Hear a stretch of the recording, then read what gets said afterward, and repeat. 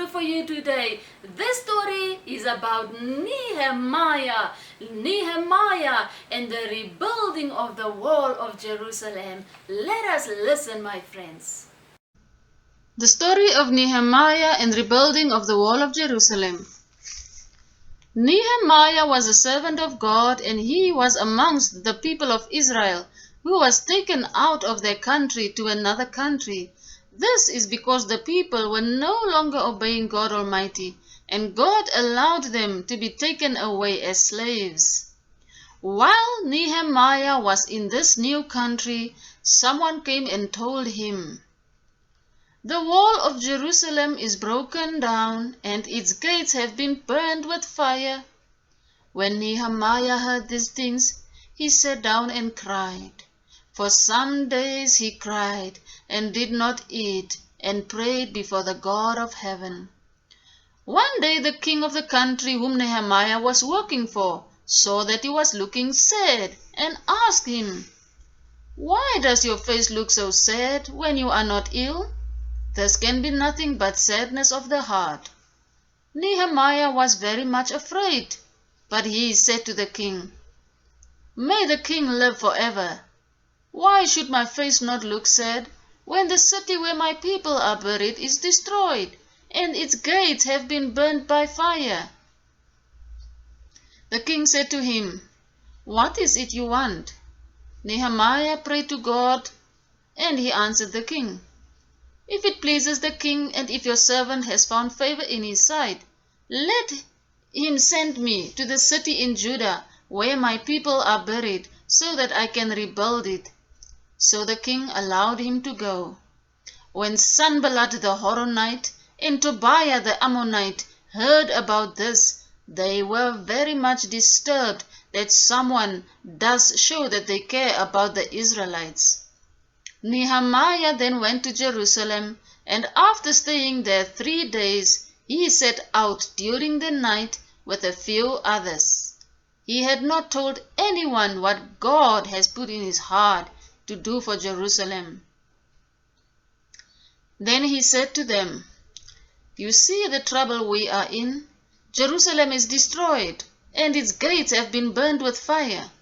Come, let us rebuild the wall of Jerusalem, and we will no longer be in disgrace." They replied, "Let us start building." So they began this good work. But when Sanballat the Horonite and Tobiah the Ammonite and Geshem the Arab heard about it, they mocked and ridiculed them. "What is this you are doing?" they asked. "Are you rebelling against the king?" Nehemiah answered them by saying, "The God of heaven will give us success. We, his servants, will start rebuilding, but as for you, you have no share in Jerusalem." When Sanballat heard that they were rebuilding the wall, he became angry. He ridiculed the Jews, and in the presence of his friends and the army of Samaria, he said, "What are those feeble Jews doing? Will they restore their wall? Will they offer sacrifices? Will they finish in a day? Can they bring the stones back to life from those heaps of rubble, burned as they are?" Tobiah the Ammonite, who was at his side, said, "What are they rebuilding? Even a fox climbing upon it would break down their walls of stone." So Nehemiah prayed, "Hear us, O God, for we are despised." So they rebuilt the wall till all of it reached half of its height. For the people worked with all their heart.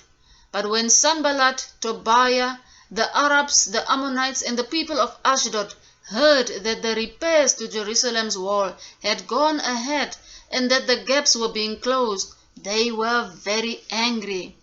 They all plotted together to come and fight against Jerusalem and to stir up trouble against it.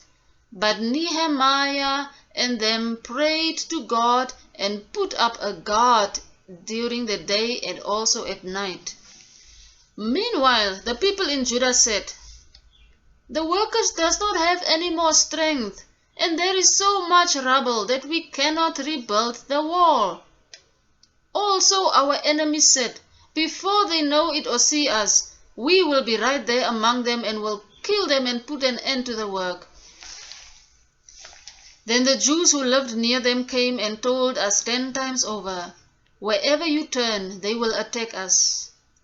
When their enemies heard that they were aware of their plot and that God had frustrated it, they all returned to the wall, each to their own work.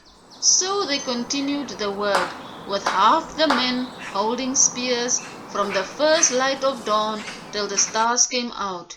They worked very hard. Now the men and their wives raised a great outcry against their fellow Israelites. Some were saying, "We and our sons and daughters are numerous. In order for us to eat and stay alive, we must get grain." Still others were saying, "We have had to borrow money to pay the king's tax on our fields and vineyards.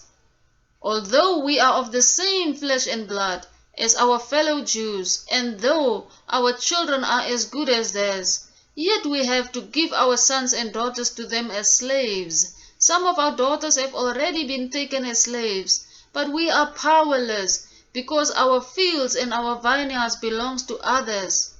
When Nehemiah heard their outcry and these charges, he was very angry. So Nehemiah called together a large meeting to deal with them and said, "As far as possible, we have bought back our fellow Jews who were sold to the Gentiles. Now you are selling your own people, only for them to be sold back to us." They kept quiet because they could find nothing to say. So Nehemiah continued, "What you are doing is not right. Shouldn't you walk in the fear of God to avoid the reproach of our enemies? I and my brothers and my men are also lending the people money and grain, but let us stop charging interest. Give back to them immediately their fields, vineyards, olive groves and houses, and also the interest you are charging them." "We will give it back," they said, "and we will not demand anything more from them. We will do as you say." Nehemiah prayed to God and said, "Remember me with favor, my God, for all I have done for these people." When word came to Sanballat, Tobiah, Geshem the Arab, and the rest of their enemies that Nehemiah had rebuilt the wall and that not a gap was left in it, though up to that time they had not set the doors in the gates, Sanballat and Geshem sent him this message: "Come, let us meet together in one of the villages on the plain of Ono." But they were actually scheming to harm Nehemiah. So Nehemiah sent messengers to them with this message: "I am carrying on a great work and I cannot go down. Why should the work stop while I leave it and go down to you?" 4 times they sent him the same message, and each time he gave them the same answer. Then the 5th time Sanballat sent his messenger with the same message, and in his hand was an unsealed letter in which was written, "It is reported among the nations,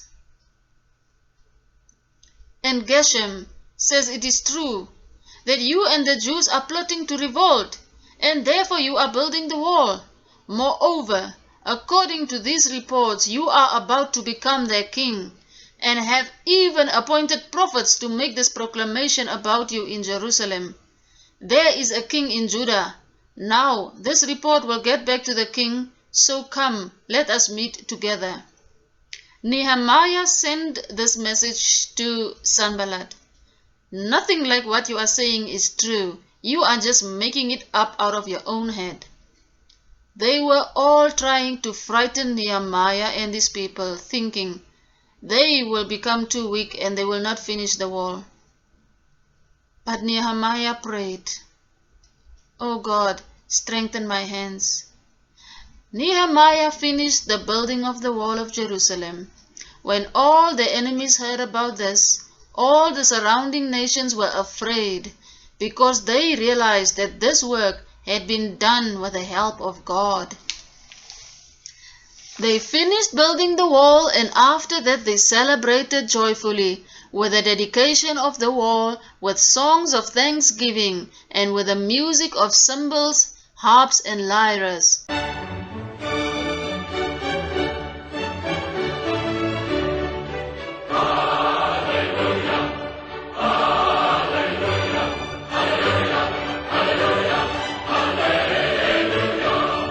Nehemiah also brought the priests of God to read the law of God so that the people could know what is right and wrong in the eyes of God.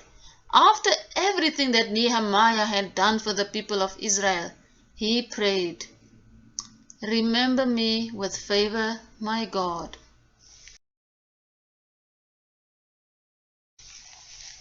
Dear little friends, this story started so sad, but it ended so well with Nehemiah, who rebuilt the walls of Jerusalem and also helped his people, the Israelites. We could learn at least 2 lessons from this story. Lesson number 1. We should never give up when we are doing something good and people they are laughing at us. Dear little friends, the enemies of Nehemiah was laughing at them and making fun of them.